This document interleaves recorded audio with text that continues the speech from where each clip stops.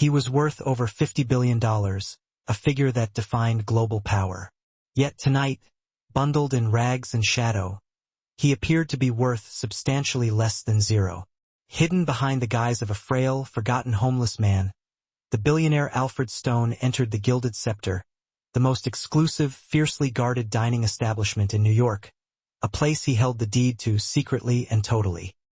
He was immediately met with cold indifference, blatant sneering, and open mockery from both the polished staff and the glittering patrons. He felt the cold truth of humanity's utter superficiality. He was moments away from giving up entirely, ready to simply liquidate his fortune into a sterile foundation and allow his magnificent empire to crumble into dust. But then, one young waitress looked past the threadbare coat and the smudge-covered lenses. She saw something no one else did. She performed one small, quiet act of genuine honor, an act that irrevocably altered the course of both their lives and, consequently, the destiny of an entire financial empire. Alfred Stone was a profoundly unhappy man. By any objective metric, he was one of the most successful men currently alive on Earth. As the CEO and undisputed sole chairman of FL Red Holdings, his name was not just respected. It was a revered whisper in the hallowed halls of international power, a singular signature capable of moving entire markets or destabilizing fragile nations. His estimated wealth, a staggering $50 billion, was less a fortune and more a fortress built of cold, isolating solitude. From his obsidian glass penthouse office high above Central Park, he dictated the flow of global shipping lanes, managed sprawling tech conglomerates, and manipulated vast international real estate portfolios. He was, in every operational sense, a king. But this king was achingly, deeply, and profoundly alone. Today, that solitude felt less like a protective fortress and more like a suffocating tomb. At 10 a.m. he had chaired a board meeting where he had single-handedly, surgically dismantled a hostile takeover bid. His voice, calm and perfectly measured, had sliced through the panicked arguments of men 2 decades his junior, leaving them in silent, obedient submission. At 1 p.m. he had consumed a $400 lunch of imported truffle and caviar alone at his massive, silent desk, tasting absolutely none of it. And at 3 p.m. he had visited his private physician, the discreet Dr. Alastair Finch. The news had been unequivocally grim.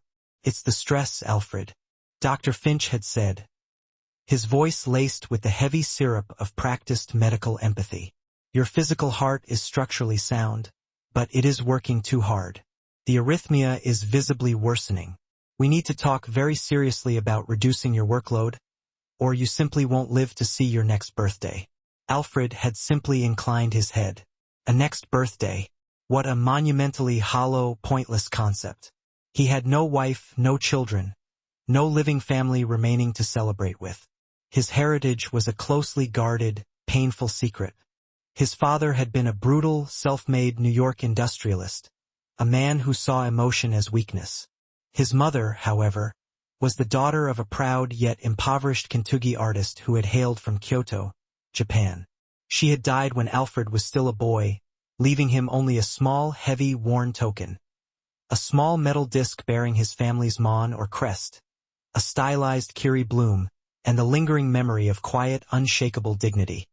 His father, fiercely ashamed of this foreign connection, had systematically beaten any trace of that delicate heritage out of his son.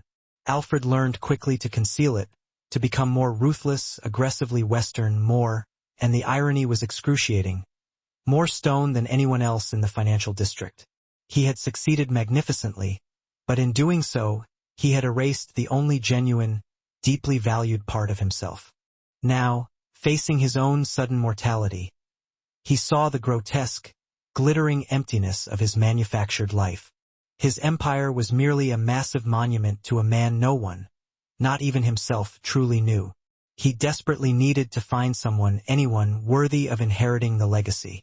Not the immense fortune, but the profound, quiet values his mother had embodied.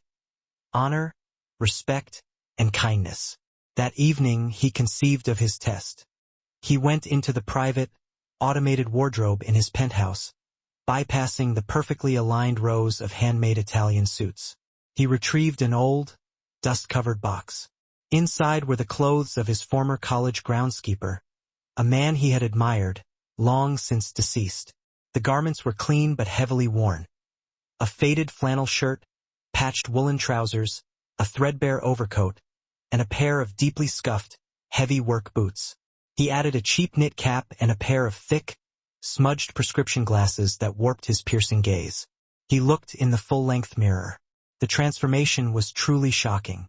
The commanding, granite presence of Alfred Stone was utterly gone.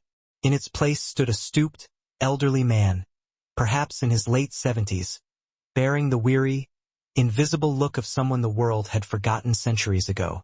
He looked profoundly tired. He looked penniless. He looked deeply hungry. He ignored his private express elevator, instead taking the slow, rattling service lift to the street level. He walked 15 long blocks in the biting, cold October air. Taxi horns blared. People hurried past him, pointedly looking away, a physical bubble of sharp disdain forming naturally around his poverty. He felt the acute sting of it, the cold, dehumanizing irrelevance. He arrived at the Gilded Scepter, the crown jewel of Manhattan's impossibly demanding culinary scene. It was a restaurant that notoriously required securing reservations 6 months in advance. It was also, through a complex, anonymous series of shell corporations, owned entirely by Ethelred Holdings. Alfred Stone owned every hand-stitched leather chair, every polished silver fork, and every grossly overpriced bottle of vintage wine hidden in its subterranean cellar. He pushed open the massive, heavy brass door. The immediate, comforting warmth and the low, sophisticated hum of conversation washed over him, followed instantly by a crushing wall of Arctic ice. The head waiter, a tall, impeccably severe man named Charles, looked up from his reservations ledger. His eyes, trained to assess worth instantly, scanned Alfred from head to toe. The polite, surgically practiced smile he wore for the clientele vanished instantaneously, replaced by a sneer of pure, undiluted disgust. "Can I help you?" Charles asked. The words were delivered with the precision and impact of a hurled weapon. "A table for one," Alfred said, intentionally making his voice sound rasping and dry. Charles actually laughed. A short, sharp, incredulous bark of sound. "Sir, I truly believe you are mistaken. This is the Gilded Scepter. Perhaps you are looking for the publicly funded soup kitchen on 52nd Street. Several well-heeled patrons waiting near the velvet rope turned to stare. A woman draped in a floor-length mink coat physically recoiled, clutching her expensive handbag closer. "I am not mistaken," Alfred insisted, keeping his gaze level and unwavering. "I would like a table immediately. We are fully booked for the next 3 months," Charles stated, turning dismissively back to his ledger in a clear act of erasure. "I see several empty tables," Alfred pointed out quietly. Charles's face flushed a deep crimson with immediate anger. He stepped closer, lowering his voice to a threatening, oil-slick hiss. "Look, old man, I don't know what elaborate game you are playing, but you are upsetting the clientele. Leave this establishment now, or I will call security and have you forcibly removed for trespassing." "I am a customer. I wish to eat," Alfred insisted, gripping the worn, carved wooden cane he had brought for effect. He was deliberately pushing the limits. "Security." Charles snapped his fingers sharply. "Charles, what is the meaning of this scene?" A new voice, sharp, stressed, and clearly managerial, emerged from the busy dining room. It was the general manager, clearly flustered by the disruption. "This vagrant is refusing to leave, sir," Charles reported, a tremor of fury in his voice. The manager looked at Alfred, then at the gawking, disapproving patrons. He rapidly calculated the public damage of a scene versus the minor problem Alfred represented. "Fine," the manager hissed, making a split-second, disastrous decision. "Put him in the back by the kitchen. Get him in and out quickly before he bothers anyone else." Charles was incandescent with rage at being overruled, but he obeyed the order. "This way," he sneered, not even affording Alfred a glance. He grabbed Alfred by the elbow, his fingers digging in painfully hard, and marched him roughly through the sea of pristine white tablecloths. Whispers followed them like gnats. Asterisk disgusting. How did they let that in here? It's completely ruining my appetite. Asterisk Charles shoved Alfred into the worst table in the entire house. A tiny two-top crammed into a dark alcove where the main swinging passage to the kitchen slammed open every 30 seconds, bathing him in harsh, chaotic noise and fluorescent light. The table was unset, sticky, and uneven. Here, Charles bit out, dropping a menu onto the surface with a loud slap. Don't bother the staff. They are very busy serving actual guests. He stormed off, leaving a wake of chilled air. Alfred sat there, the invisible king, alone in his own castle, surrounded by subjects who openly despised him. He watched as uniformed waiters hurried past, their eyes meticulously trained to avoid his table, as if eye contact with him were contagious disease. For 20 agonizing minutes he sat, no water, no greeting, no formal acknowledgement. He was just an old man in a shabby coat. He was no one. The coldness radiating from the room's occupants was far more chilling than the cold October air outside. He felt a deep, profound, existential despair settle over him. His elaborate test was a complete failure. Humanity was just as shallow and transactional as he had always feared.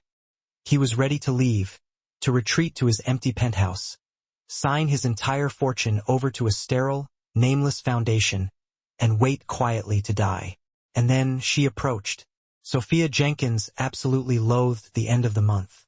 The tips at the Gilded Scepter were genuinely exceptional, easily 5 times what she could make elsewhere. But her share always seemed to vanish just as it materialized. Her mother's highly specialized, experimental MS treatment was never fully covered by their insurance plan, and her own tuition for her master's program in art history at Columbia University was a mythical dragon that always required feeding.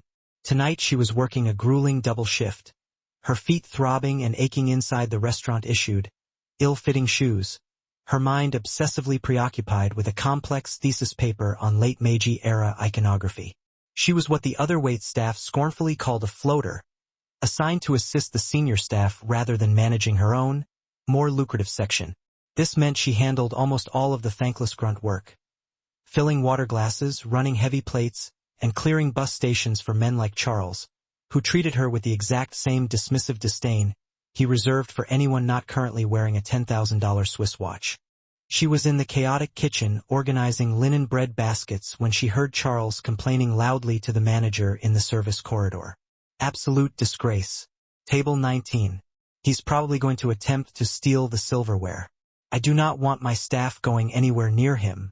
Just ignore him, the manager replied tersely, signing an invoice with a flourish. He'll get the message when he leaves. Sophia peered through the diamond-shaped observation window in the swinging door. She saw the man. He was visibly old, frail-looking, and sitting utterly, heartbreakingly alone at the very worst table in the house, the one everyone morbidly nicknamed Siberia. He was staring silently at the sticky, unset table, his hands folded neatly in his lap. He wasn't bothering a soul. He just looked deeply, fundamentally lost. A pang of simple, uncomplicated, urgent empathy struck her heart. He instantly reminded her of her own grandfather in his final, fading years, the specific, painful way the world just started to look straight through him, as if he were already gone. Sophia, Charles barked, spotting her immediately. Table 7 needs more wine. Mr. Davenport, go. Right away, Sophia said. She grabbed the heavy silver ice bucket destined for Davenport's table. A notoriously demanding hedge fund manager who always tipped handsomely, but whose mere presence made the staff feel like insignificant insects. She navigated the crowded floor, managing to smile politely at the oblivious diners. She passed Mr. Davenport, who was loudly recounting the details of a recent yacht purchase to his board date. Your wine in just a moment, sir, she said with her practiced, neutral smile. Her path took her directly past table 19. The old man didn't look up. He just sat there, a portrait of quiet, defeated dejection. The other senior waiters were giving his table a comically wide berth, treating it as if it were highly radioactive. Sophia stopped dead. She could hear Charles's voice drilling into her mind. Asterisk, don't waste time. He's a zero. Focus on the money. Asterisk, she looked at Mr. Davenport, then back at the old man. Davenport had everything: loud, excessive abundance. This man, it seemed, had nothing, not even a simple glass of water. She made a choice. Setting the heavy wine bucket down carefully on a nearby service stand, she walked deliberately over to table 19. The man remained utterly still. She stood quietly for a long moment, waiting for him to register her presence. He did not. "Good evening, sir," she said softly, her voice pitched just loud enough to cut through the din. The man looked up, startled by the unexpected sound. His eyes, magnified behind the thick, smudged lenses, were surprisingly sharp and intensely focused. They were piercing, immediately analyzing her motives. Up close, he seemed less overtly frail and more simply bone-weary. "They're not letting you serve me," he rasped, his voice rough and dry. "I'm serving you," she said simply, with firm resolve. She pulled a clean linen napkin from her apron pocket and, with a practiced, fluid flick, spread it precisely over the sticky table surface. She then retrieved a crystal water glass and a small silver pitcher from the service stand. She poured him a full glass of ice water. "May I get you something warm to drink?" she asked gently. "Some hot tea, perhaps? It is very cold out tonight." The old man stared at her, his expression unreadable, calculating. He seemed to be searching for an angle, a hidden agenda, a cynical motive behind the small kindness. "Why?" he finally asked. "Why what, sir? Why are you helping me? They told you not to." "Everyone deserves a glass of water," Sophia said, offering a small, tired, genuine smile. "And it's my job to serve the guests. All of them." The man gave a short grunt of surprised approval. "Tea? Just hot tea. Green tea if you have it." "We certainly do. I'll be right back," she said. When she turned, she saw Charles standing rigidly by the head waiter podium, his face like a solid thundercloud. He made a sharp, furious cut-it motion across his own throat. Sophia pretended not to see him. She went to the tea station. The other floaters and busboys were whispering nearby. "What is she doing?" one muttered. "She's kissing her tips goodbye. Charles is going to fire her." Sophia ignored them completely. She prepared the tea service. She didn't just grab a cheap tea bag and a pot of lukewarm water. She selected the premium sencha from the locked, loose-leaf canister, measured it carefully into a proper ceramic pot, and poured the water just before it reached a rolling boil, the exact, precise way she knew it was supposed to be done. It was a detail she had learned through her meticulous thesis research. She placed the pot, a delicate ceramic cup, and a small, translucent sliver of lemon on a clean silver tray, and walked back out onto the floor. She could feel Charles's furious eyes burning a hole into her back from across the expansive room. She could feel Mr. Davenport glaring at her, tapping his empty wine glass impatiently against the table. She ignored them both. She returned to table 19. The old man was waiting. He looked subtly different now, more alert, more present. The mask of frail confusion had slipped just a fraction. He was watching her, studying her every move. "Your tea, sir," she said. She placed the service on the table, and that's when it happened. As Sophia carefully set down the heavy ceramic teapot, the old man, Alfred, did something absent-minded. He had been nervously turning a small object over and over in his coat pocket, a tactile habit from his intense childhood. His fingers were stiff from the cold, and as he shifted his hand, the object slipped from his grasp and landed on the table surface with a soft, distinct clink. It was a small, dark metal disc, no bigger than a quarter. It was worn completely smooth with time, the delicate details nearly erased by years of handling. To anyone else, it would have been a worthless trinket, a piece of pocket lint. Alfred immediately reached to snatch it back, a sudden flash of profound panic in his eyes, but Sophia had already seen it. She paused, her hand hovering just above the teapot. She leaned in slightly for a closer look. The object was not just a trinket. It was a crest, a stylized flower with 3 distinct leaves and 3 prominent stems. Sophia's breath caught momentarily in her throat. She knew that symbol. She had spent the last 8 months staring at high-resolution images of it in her art history textbooks. It was the Kiramon, the Polonia crest, It was one of the most historically significant family emblems in all of Japanese history, used by powerful warrior clans and later officially by the government itself. She had just finished a dedicated paper on its specific ritualistic use in Meiji-era lacquerware. To see it here, now, in the hand of this forgotten, derelict man, was an impossibly jarring intersection of her two completely disparate worlds. Alfred saw her looking. His eyes narrowed instantly, filled with suspicion.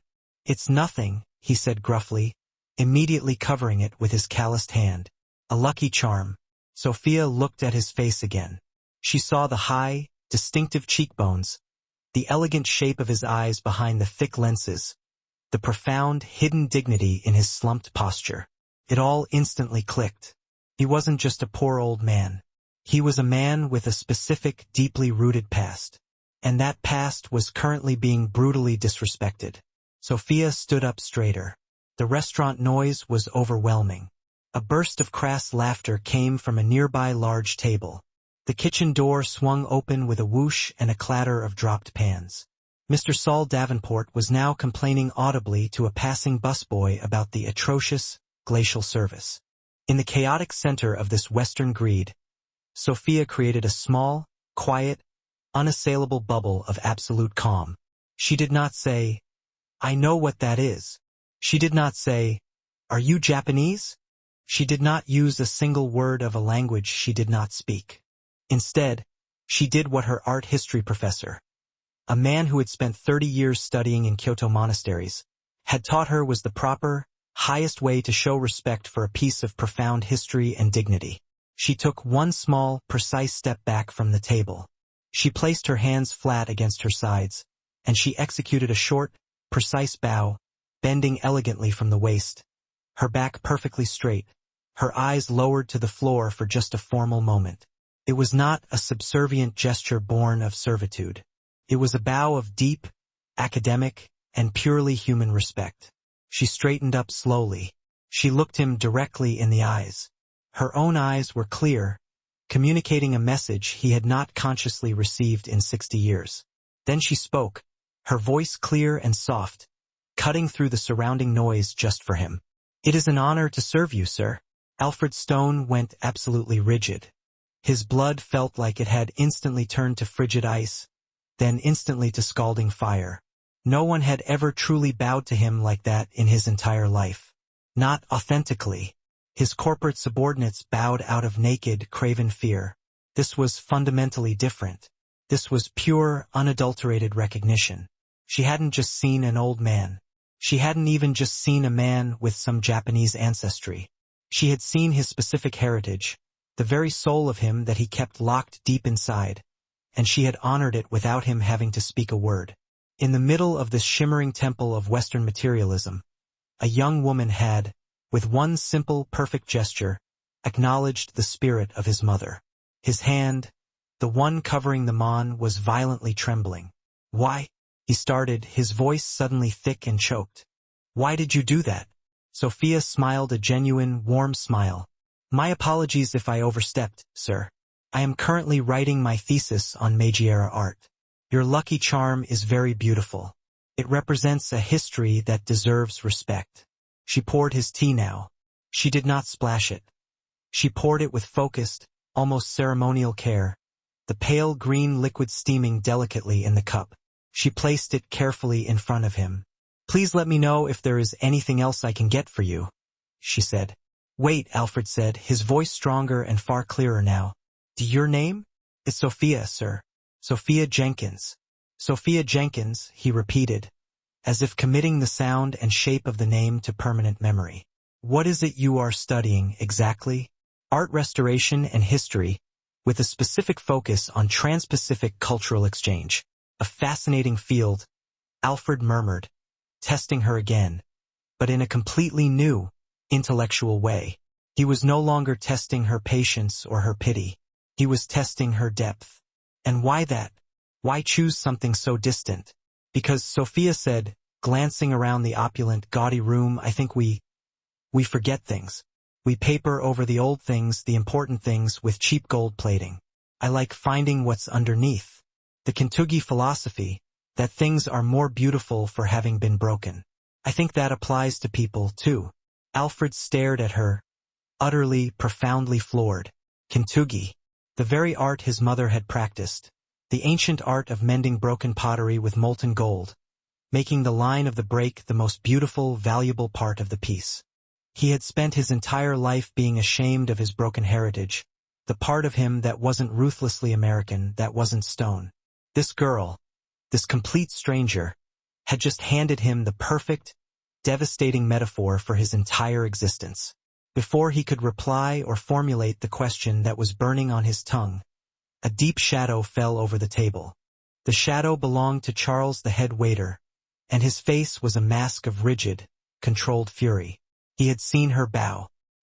He had seen her talking for 5 full minutes to the non-paying vagrant, while Mr. Davenport, a man who regularly tipped 100% on $1,000 bottles of vintage wine, was left waiting. "Miss Jenkins," Charles said, his voice dangerously quiet, tight with menace. "A word."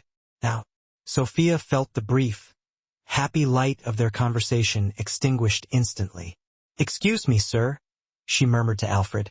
Charles grabbed her tightly by the upper arm, his grip just as agonizingly painful as it had been on Alfred, and pulled her a few feet away into the alcove, but just out of Alfred's direct hearing.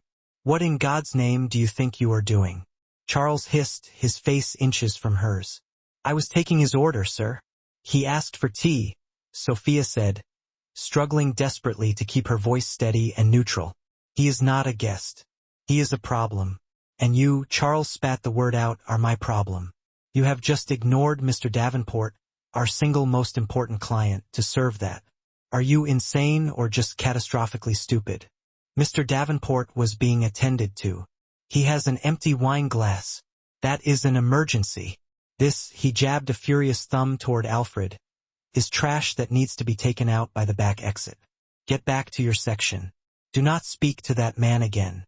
Do not even look at him. Am I clear, Miss Jenkins?"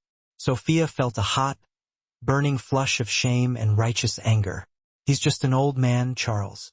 He is nothing," Charles said, enunciating every word slowly, forcefully. "And if you cannot immediately tell the difference between a high-value client and a piece of street garbage, you have no future in this business. Go now." Sophia flinched, nodding silently in defeat. She turned to walk away, her eyes stinging with unshed tears. "Miss Jenkins." It was Alfred's voice. It was no longer raspy or dry. It was perfectly clear, impossibly calm, and it carried an undisputed weight of authority that made Charles, who hadn't even realized the old man could possibly hear him, spin around immediately, his fury suddenly curdling into confused alarm. Alfred held Charles's gaze. A placid, unwavering stare that seemed to hold generations of quiet authority. "You are profoundly mistaken, young man," he stated, his voice barely rising above a conversational murmur, yet commanding absolute attention. "That woman was not neglecting your client. She was defining the meaning of true service, a concept that, judging by your reaction, remains utterly foreign to you." Charles's well-defined jaw slackened, his carefully constructed composure crumbling. The sheer, breathtaking impudence of this vagrant was unbelievable. The audacity! "How dare you?" Charles began to sputter, his face darkening with offended professional pride.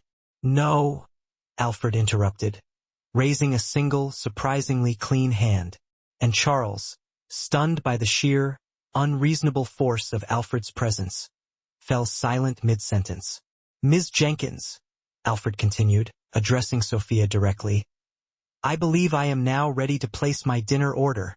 Sophia stood paralyzed, trapped in the harsh beam of their conflict. She looked pleadingly at Charles. I truly can't," she managed, her voice a threadbare whisper laced with apology. "I am so sorry." "Oh, yes, you will," Alfred corrected, his tone dangerously smooth. His attention hadn't returned to Sophia.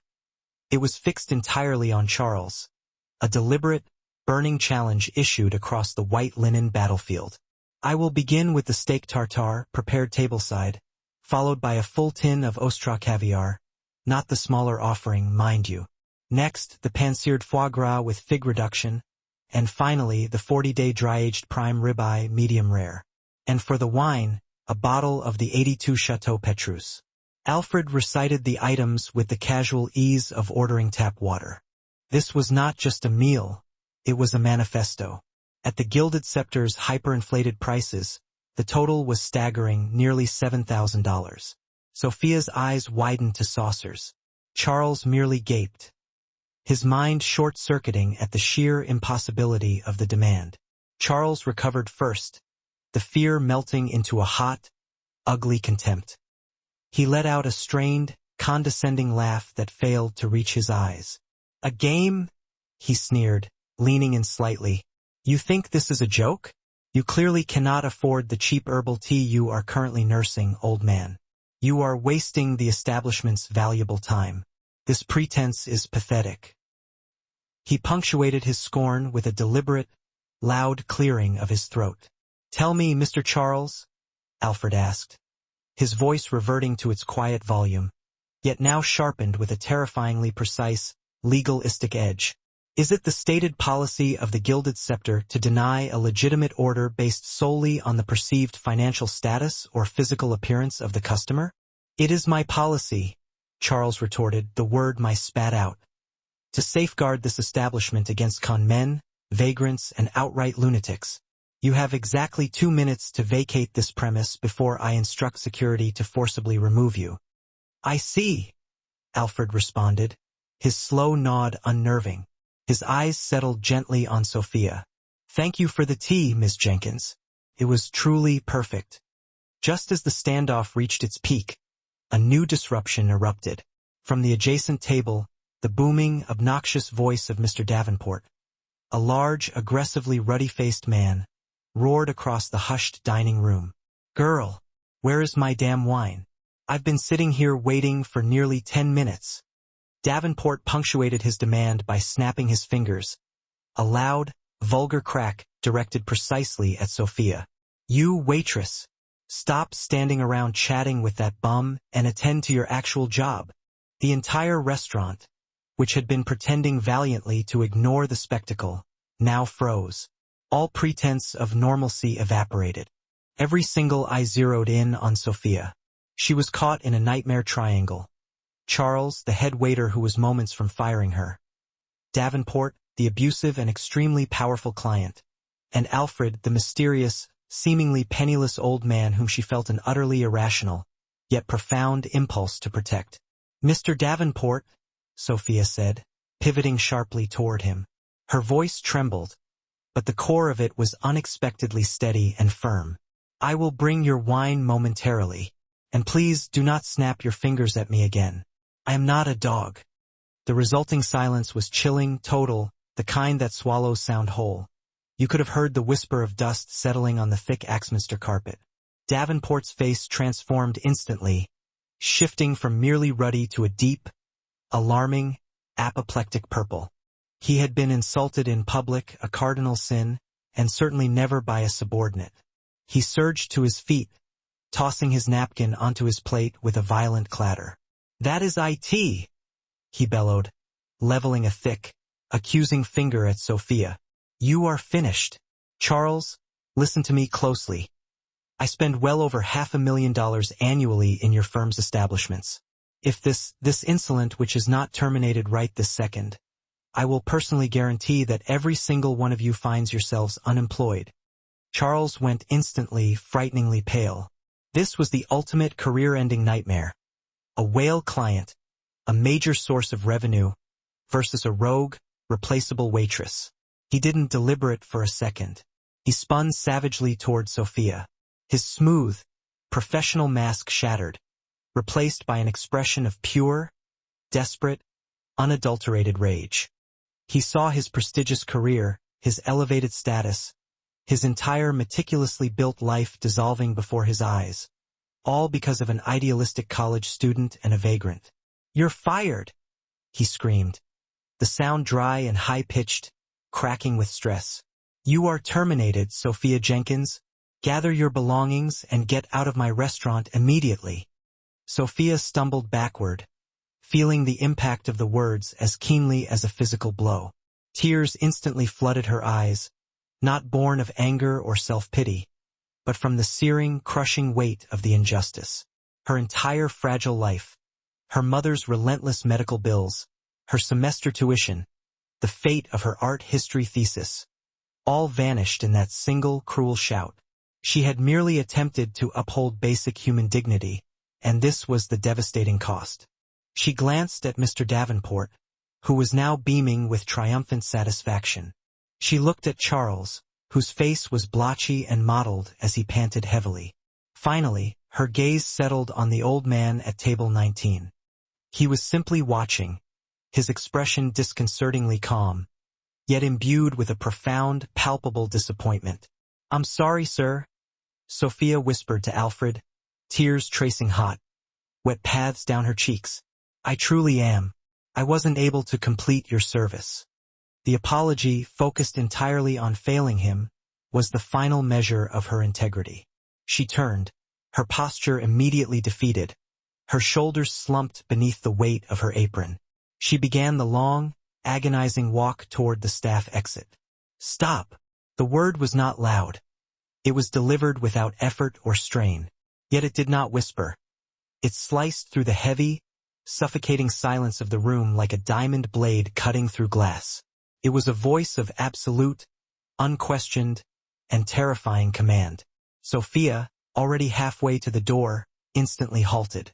Charles, who had been pivoting to fawn and apologize to Davenport, froze mid-turn, rigid as marble.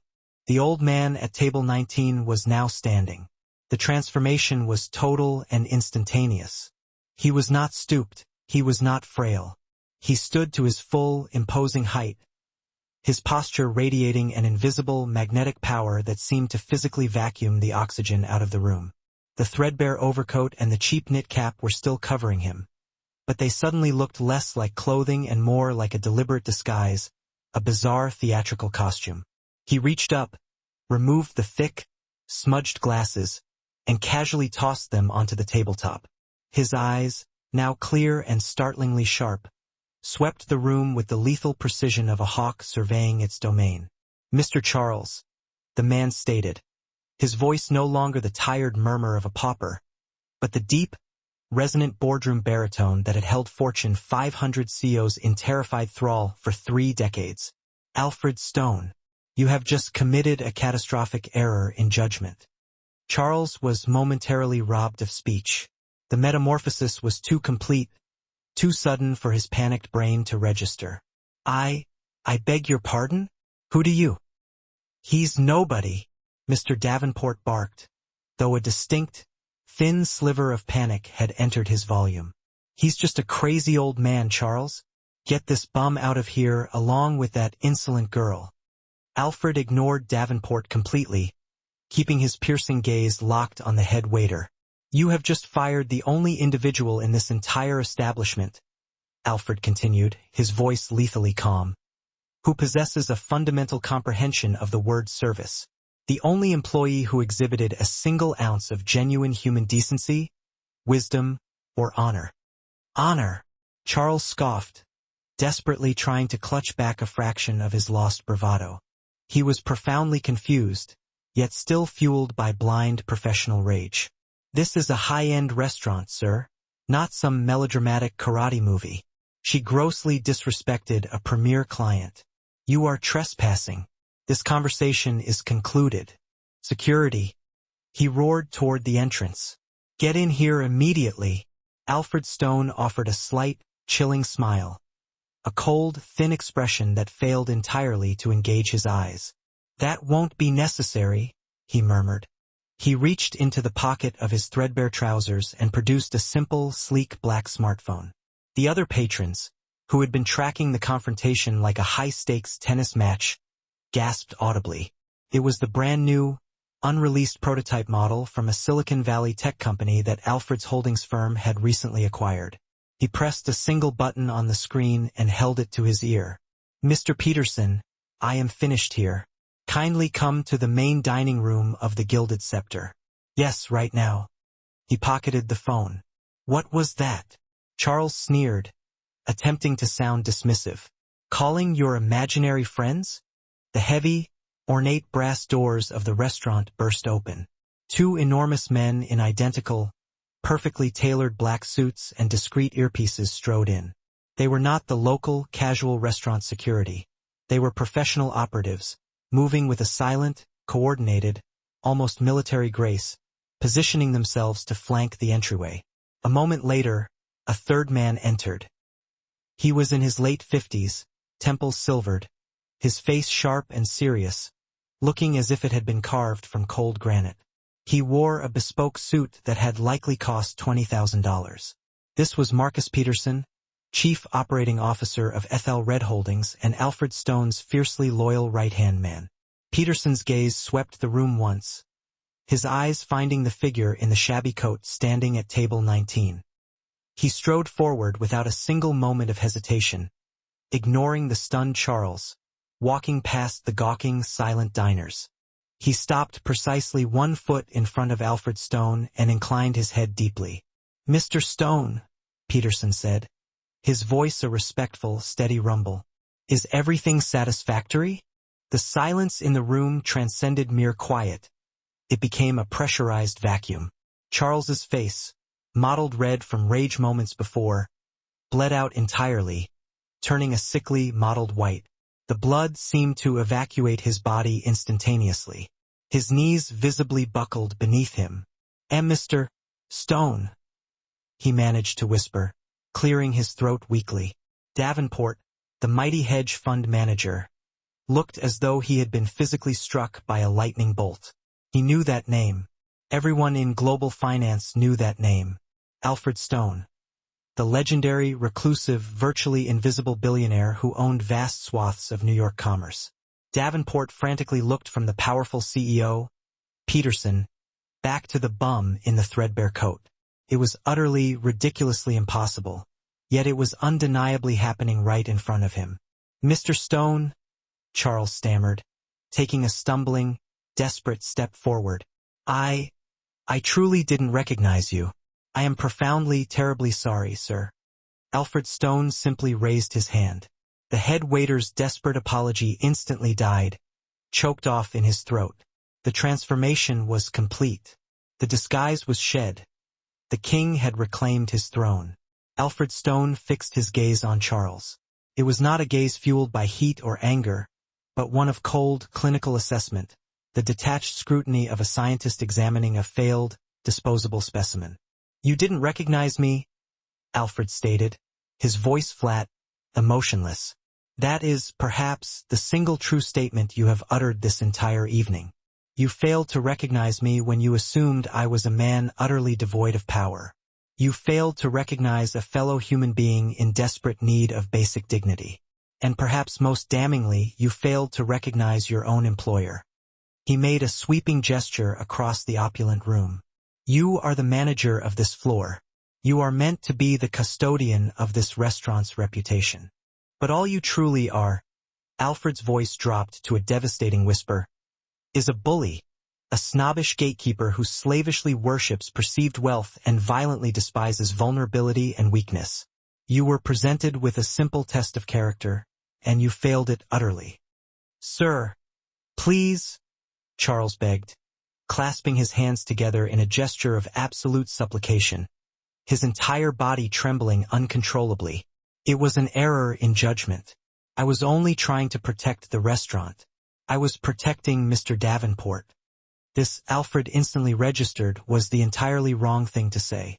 Alfred's gaze hardened like cold steel.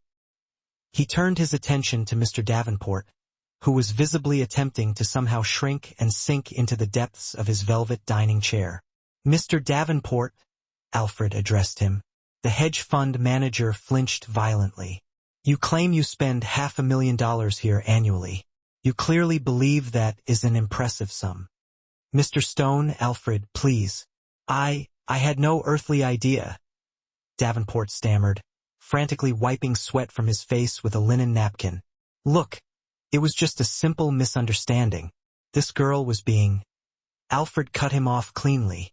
"Trying to perform her job with dignity while being aggressively harassed by you. Now, wait a minute, listen to me." Davenport tried to bluster, trying one last time to use his status. No. You listen? Alfred snapped, his voice finally rising in volume, cracking across the room like the sudden strike of a whip. Your $500,000 contribution is, to me, nothing more than a statistical rounding error. But that sum has apparently purchased you the destructive notion that you can treat other human beings as your personal property, that you can snap your fingers and demand instant, groveling obedience. Alfred's eyes were blazing. You are a guest in my establishment, and you have verbally abused my staff. You have thoroughly insulted another guest. You have polluted the very air in this room with your staggering arrogance. Alfred turned to his COO. Mr. Peterson, kindly make an immediate notation. Mr. Davenport's reservation and patronage privileges at all Ethel Red properties. That includes our network of 5-star restaurants, our global hotel chains, and our private airline services, are hereby permanently revoked, effective this second. Peterson nodded once, already typing the instruction into his sleek smartphone. Yes, sir. Davenport's face collapsed into a mask of pure horror. This was not a minor inconvenience. It was a professional and social death sentence. You can't do that, he gasped. I just did, Alfred countered flatly. Send the bill for your wine to my office. It will be your last. Now I suggest you get out. Davenport sputtered, desperately looking from Alfred to Peterson, then to the massive, impassive security guards. Defeated and utterly humiliated, he snatched his expensive coat from the back of his chair and fled the restaurant without another sound. The room settled into a deathly, expectant quiet. Alfred Stone then directed his complete, focused attention back to Charles. As for you, Mr. Charles, Alfred said, your behavior, in a single word, was unforgivable. You are positioned to be the public face of this entire business. And that face, it turns out, is consistently cruel, shallow, and ultimately incompetent. Please, Mr. Stone, I have a family. I've dedicated 15 years of my life here. Charles pleaded, desperation clawing at his throat. And in 15 years, you learned precisely nothing of value, Alfred countered with brutal clarity. You mastered the art of flattering the obscenely rich while crushing the marginalized and the poor. That is not service, Mr. Charles. That is abject cowardice. He turned to his COO. Mr. Peterson, have security escort Charles off the premises. His termination is effective this very second. His final severance will be 1 week's basic pay, and not a cent more. No! Charles shrieked, momentarily losing all control and lunging forward. Please, I'll do anything. Anything. The 2 security guards intercepted him instantly, professional and silent, grabbing him firmly by the arms. Mr. Stone, please! He wailed as they dragged him, struggling wildly, toward the heavy entrance doors. I'm sorry. I'm truly sorry. His panicked, desperate cries were abruptly severed as the great brass doors swung shut with a decisive, heavy thud. Alfred Stone stood in the aftermath, breathing heavily.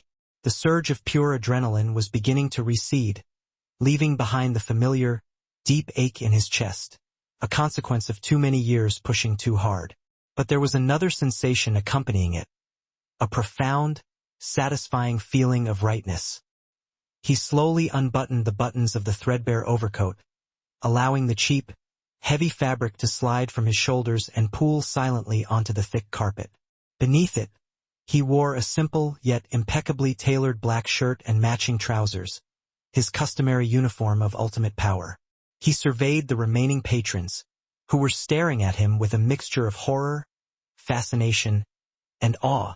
My sincerest apologies for the extraordinary disruption to your dining experience this evening, he announced. Your entire meals tonight, of course, will be complimentary. Please enjoy the rest of your food. He then turned, his gaze scanning the vast room, searching only for one specific person. Sophia Jenkins remained rooted precisely where his command had halted her, near the deserted service stand.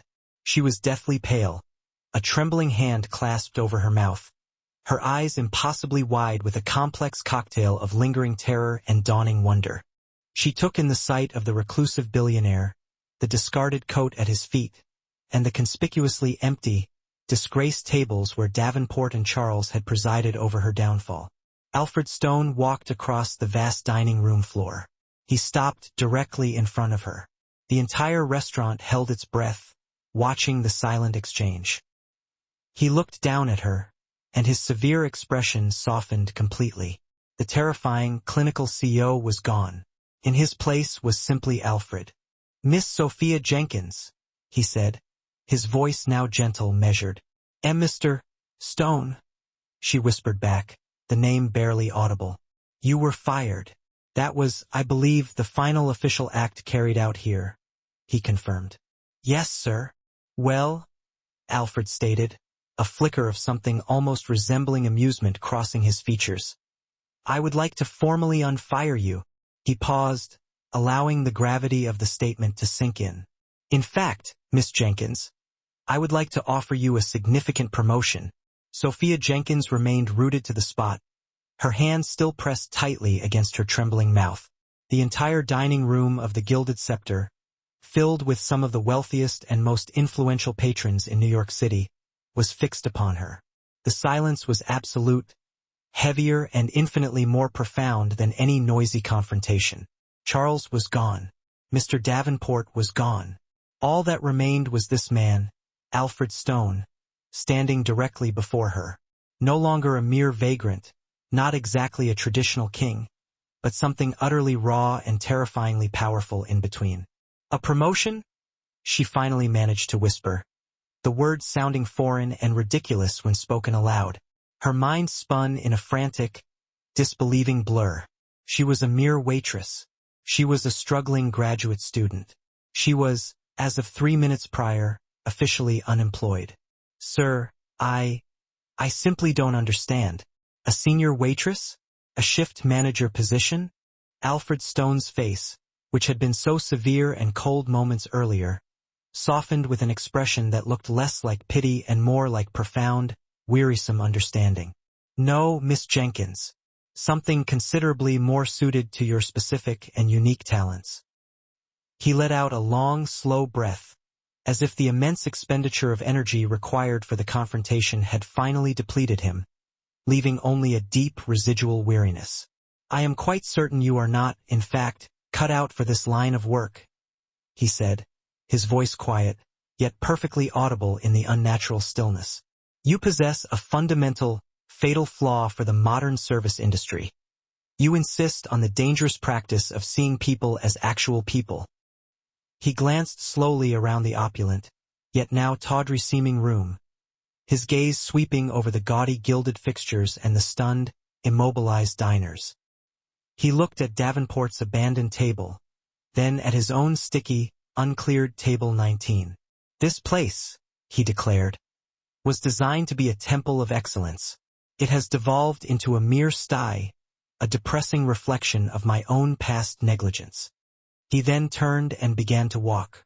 No longer shuffling, his stride was long, measured, and utterly authoritative. The gait of a man who possesses every inch of the ground beneath his feet. He did not look back, but simply commanded, "Walk with me." Numbly, Sophia followed, moving as if she were traversing a vivid dreamscape. She felt the heavy, collective gaze of every diner fixed upon her back, hundreds of pinpricks radiating curiosity, judgment, and outright envy. She walked past the head waiter's podium, which now stood conspicuously vacant. They reached the heavy brass doors, which one of the silent, suited security men pulled open instantly. Mr. Peterson, the COO, immediately fell into a discreet, synchronized pace a few steps behind them. They emerged onto the cold October street. The cacophony of the city, the blare of horns, the whine of sirens, the distant roar of traffic, slammed into her like a physical wave, shattering the suffocating spell of the restaurant. A black, impossibly sleek sedan, silent and massive, glided instantly to the curb, as if summoned purely by Alfred Stone's thought. It was a custom-built, armored Maybach, a vehicle Sophia had previously only seen pictured in glossy magazines. Mr. Peterson stepped forward, opening the heavy rear door. "Miss Jenkins," Alfred said, gesturing for her to precede him. She hesitated, her hand resting uncertainly on the cold, chrome handle. "Sir, Mr. Stone, where exactly are we going?" "My shift? I don't even have my coat or bag." "We are going," Alfred replied gently, "to discuss your future. Do not concern yourself with your coat. I assure you, you won't be needing it again." She slid onto the plush, supple leather seat. It felt like sinking into an infinitely comfortable cloud. The interior cabin was a sanctuary of perfect silence. The entire roaring din of New York City instantly vanished as the heavy, armored door closed with a soft, pneumatic thump. Alfred settled opposite her, the Maybach cabin being spacious enough for him to fully stretch his legs. Mr. Peterson took the passenger seat, and a thick, tinted glass partition silently slid upward, sealing Alfred and Sophia in total soundproof privacy. The car pulled smoothly, almost magically, into the stream of traffic. Sophia sat stiffly on her hands, hyper-aware of her cheap, ill-fitting apron and the persistent, faint smell of restaurant grease clinging to her clothing. Alfred Stone watched her, his expression unreadable in the dim, subtle glow of the dashboard lights. "FL Red Holdings maintains a philanthropic arm," he began, his voice no longer the booming, terrifying instrument of the CEO, but the quiet, reflective tone of a man simply thinking aloud. "It's a foundation. It manages my personal and cultural projects. Among its chief assets is one of the largest and most valuable private collections of Japanese art in the Western Hemisphere. Specifically, it specializes in ukiyo-e woodblock prints and, more critically, Meiji-era restoration techniques." He paused, his gaze sharpening directly onto hers. "The very things I note that you appear to know a great deal about." Sophia's heart, which had just begun to slow, gave a painful, frantic jolt. The FL Red collection," she stammered, amazement overriding her shock. "I've read your catalogs. It's absolutely legendary. The hidden Hokusai archive. The lacquerware." "It's a mess," Alfred said flatly, cutting her off. "A literal warehouse of priceless objects, currently gathering dust. For 2 decades, it has been managed exclusively by academics and pedants. Men who can meticulously catalog a 16th-century tea bowl by its precise geometric dimensions and calculate its exact market value, but who possess zero concept of the hands that once held it, or the human history it witnessed." He leaned forward slightly, a sudden, almost vulnerable intensity in his tone.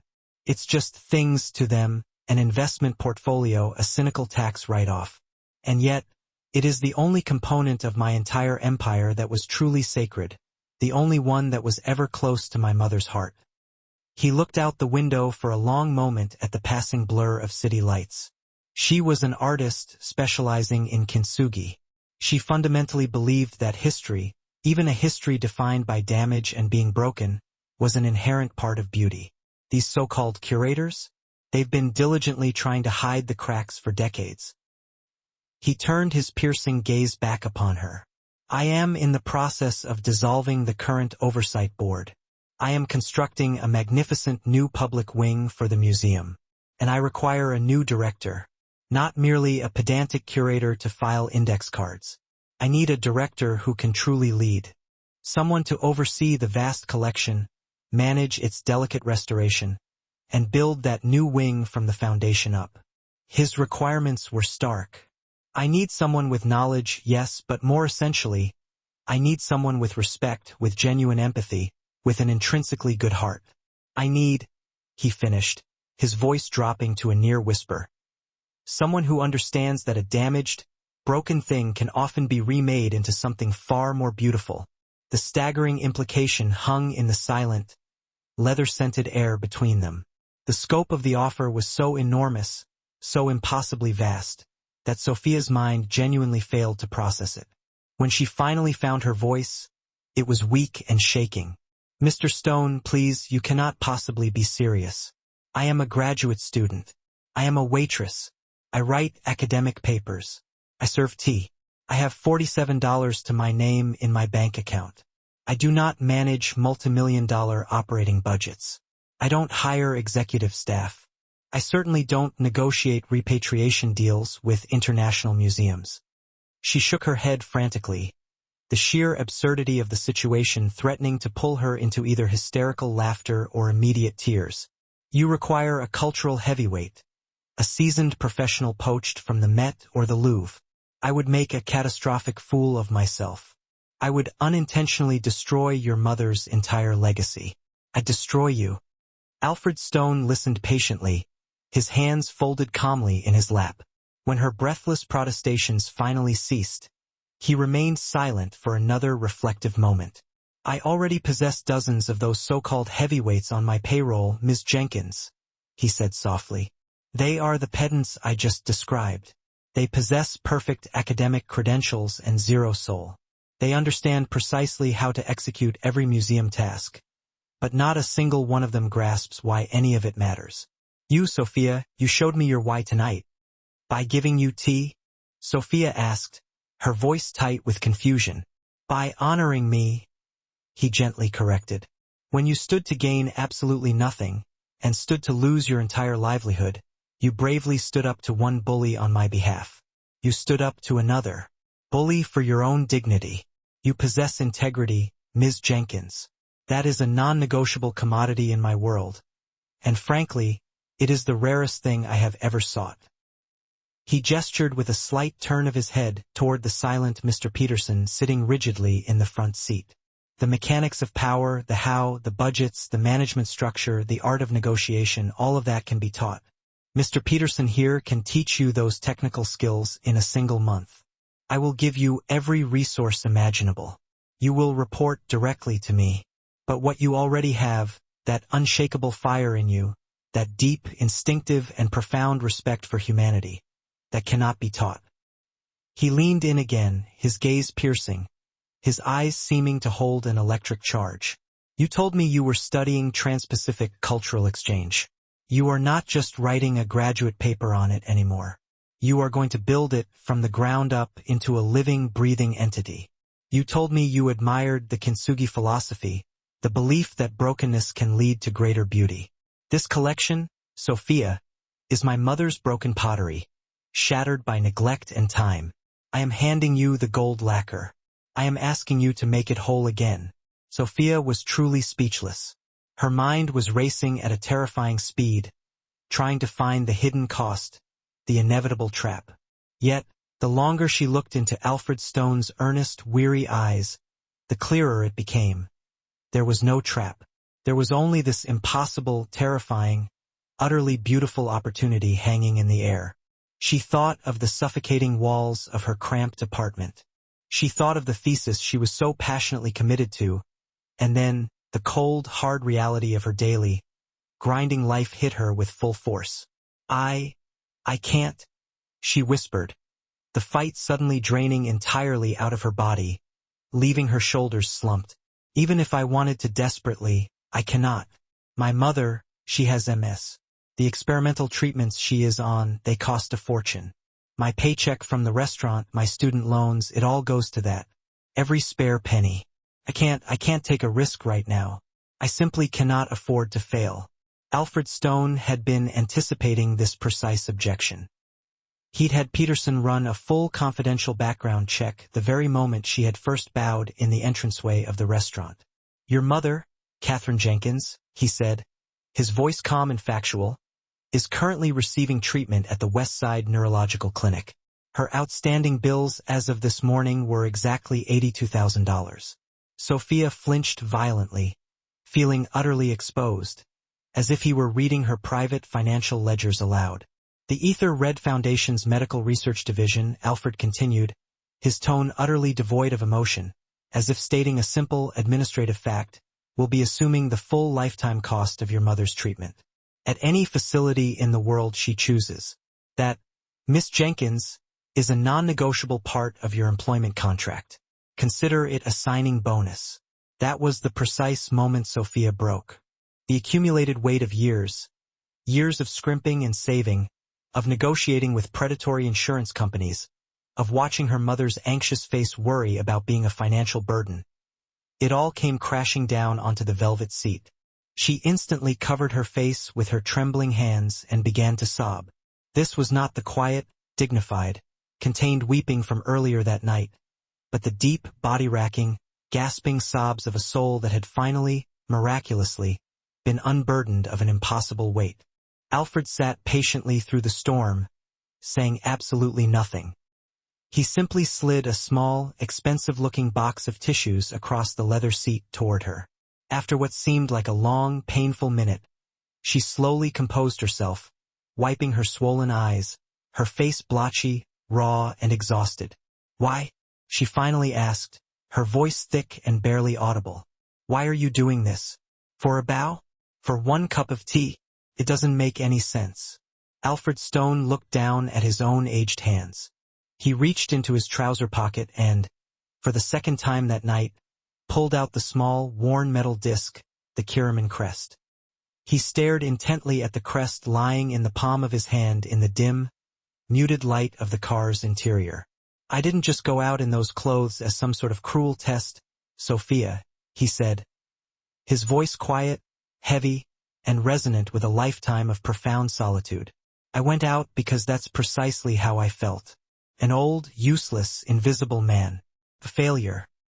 He told her rapidly about his recent doctor's visit, about the worrying arrhythmia that threatened to stop his heart, about the hollow, suffocating emptiness of his $50 billion life, which held no meaning or warmth.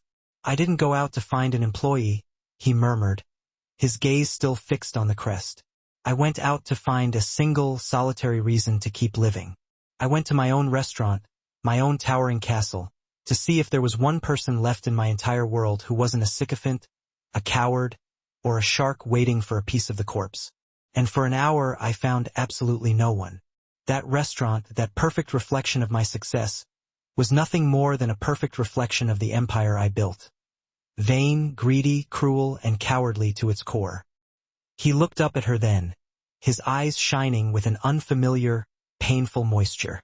"I was ready to sign it all away, to let it rot. And then you brought me water. You saw me." He slowly closed his hand tightly around the small metal crest. "When you saw this, when you bowed, it was like a massive light being switched on in a tomb I had lived in for decades. You didn't see a bum. You certainly didn't see a billionaire. You saw my mother's son. You saw the part of me I have kept hidden and shamed for 60 years. You bowed to him." He took a deep, shuddering breath that sounded wet in his chest. "You didn't just serve me tea, Sophia. You reminded me of who I am supposed to be. You honored my past, the only part of me that has ever truly mattered. The very least I can do, the bare minimum I can offer, is to give you a future worthy of that act." The car had stopped silently. Sophia looked out the bulletproof window and saw the towering black glass facade of the ether-red tower, Alfred Stone's massive global headquarters, piercing the night sky. Sophia took a deep, steadying breath. She wiped the last tear streak from her eye. She sat up straight, her back rigid, and turned to face him, not as a shell-shocked waitress to a billionaire, but as one human being to another. The paralyzing fear was finally gone, replaced by a sudden, diamond-hard clarity and resolve. "Mr. Stone," she said, her voice clear, steady, and entirely free of tremors. "I don't know how to run a museum or manage a major foundation, but I know how to learn faster than anyone you have ever met, and I know what that crest means. More importantly, I know what your mother's art and legacy mean." She met his gaze directly across the darkened car, and for the first time, she was not intimidated by his power, his wealth, or his legend. "I will not fail you," she promised, "and I absolutely will not fail her. I accept." Mr. Peterson in the front seat permitted himself a small, private, almost imperceptible smile. Alfred Stone stared at her for a long, measuring moment, seeing not the anxious waitress still wearing her apron, but the woman who had faced down Charles and Davenport with quiet courage, the dedicated scholar who had instantly recognized his hidden past, and the formidable director who would now save his future.